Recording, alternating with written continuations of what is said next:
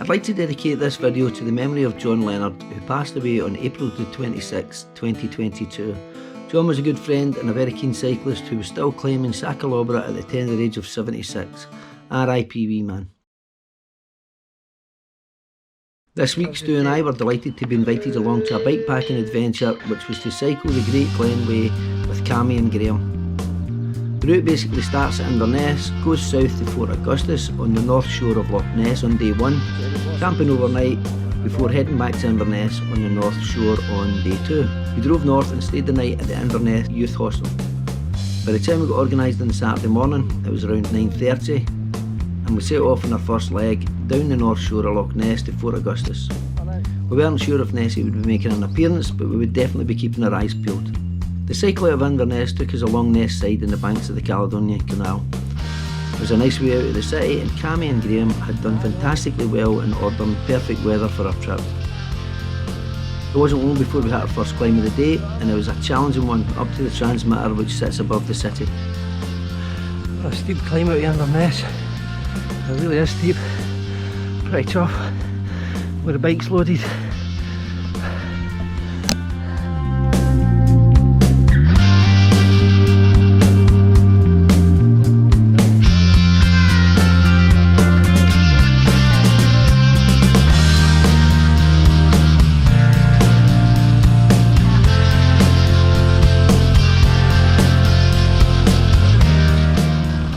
After that climb, which was a nice wee rolly section, gravel surface, and losing a wee bit of height, just over quite a distance, so it's just a nice wee gentle descent, which is nice after all that climbing. We were only a few miles in when we came across our first runner. This lad was really cracking on, and it took us quite a while to get past him. We later found out that the Ultra X 125k Scotland event was on, and that we would be sharing the route for the next 2 days with many of its competitors. There were still a few wee patches of snow visible in some of the hills, which is always nice to see. This was a lovely wee flowy single track section just before the Abreakin forest. There, and our route was to follow the Great Glen. This is believed to have been formed 400 million years ago. It is Britain's most prominent geological fault line and can actually be seen from space. I found this route to be pretty difficult to cycle, so massive kudos to all the competitors who completed the course on Shanksy's pony.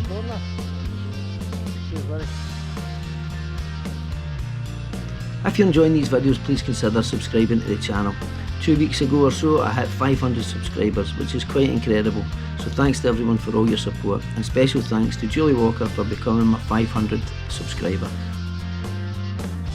If you'd like to follow any of the routes in the videos, you can do so by following me on Strava at Douglas Gilligan RACC. The vast majority of the route we followed was a mixture of nicely graded gravel, some grass, some chunkier type gravel, and a couple of small Lincoln Road sections. Although it's a very lumpy route, we managed to cycle most of it with our loaded bikes, although there were a couple of very steep sections and descents where we had to go off and do a little bit of hike-a-bike. After all that climbing, it felt like we were long overdue a descent, and this one was very enjoyable. There were only a couple of small streams to cross on the route, although the weather had been fairly dry, and I'm sure that these would prove a little more difficult to cross in wetter weather.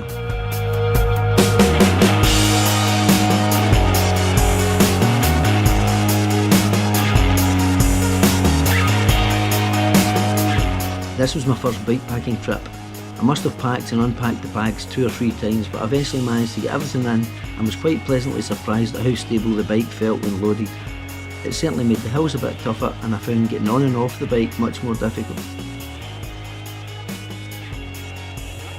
The views in this route were quite stunning, and we were so lucky that the sun was shining.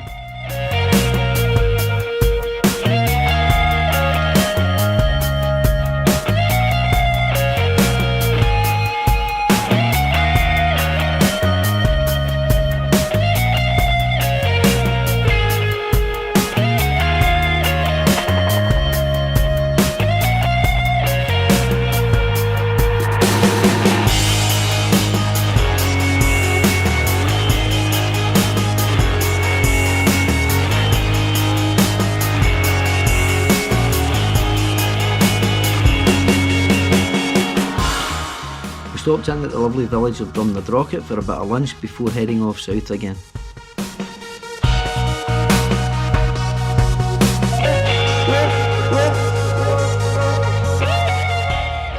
After lunch, there's always a climb, and there certainly is one. That's what we've gained in about 10 minutes. Looking at the Strava file confirms that on leaving Drumnadrocket we climbed 800 feet in the first 3 miles and another 400 feet over the next 4 miles. So that was a total of 1200 feet in 7 miles. Well,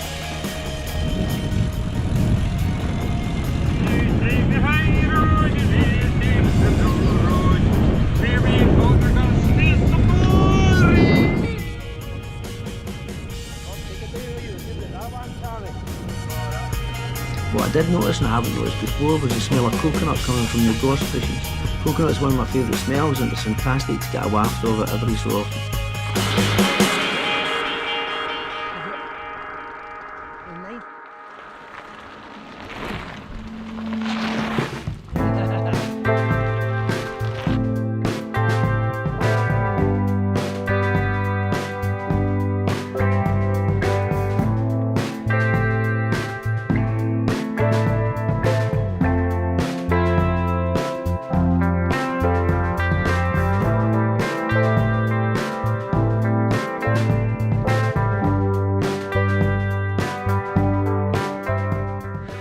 so after Drumnadrocket, there's been a real climb up through the forest, and it just goes on and on and on, pretty tough. Lovely scenery, but tough. Never easy. That's putting up with Doogie, that is, isn't it? Taking his red.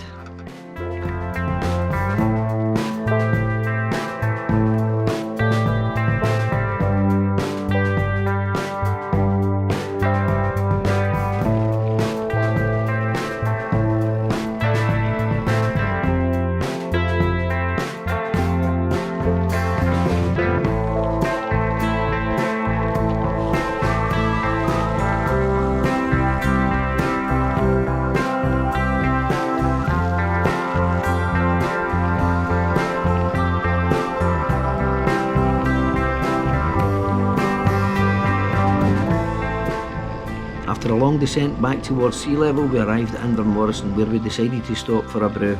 There was a feed station for the Ultra X and we gave some encouragement to a few of the very deserving competitors. Go.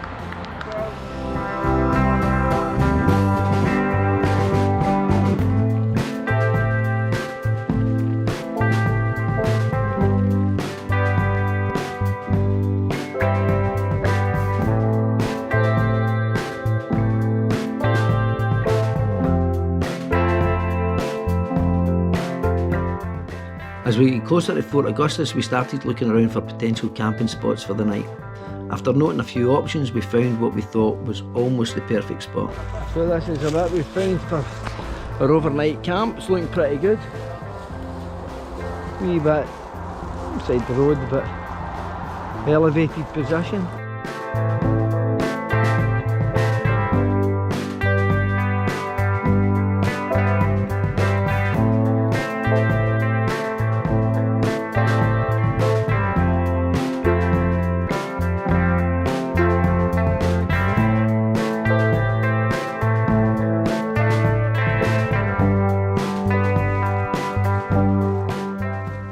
We then get ourselves fed and watered before doing the washing up, getting the fire going and chilling with a couple of well-earned beers and a wee dram. What have you got coming? Chili con carne. Oh, that looks cheeky. It is. A bit of celery Peppers and celery. pepper. Oh, very good. Tomato, potatoes, peas, Whatever was pasta, left in the risotto, Cool. onion. Flag ball with the Oh. flag. Hey, I've got a wee bit of pasta there that I didn't use. If you want to fire that. ball. I would thoroughly recommend the North Shore of Loch Ness. It's a quite fantastic, stunningly pretty gravel ride. I'll make another video of our second day travelling north back to Inverness on the South Shore. We had a great day, and the ride by the numbers we covered 40 lumpy miles with 4,600 feet of climbing.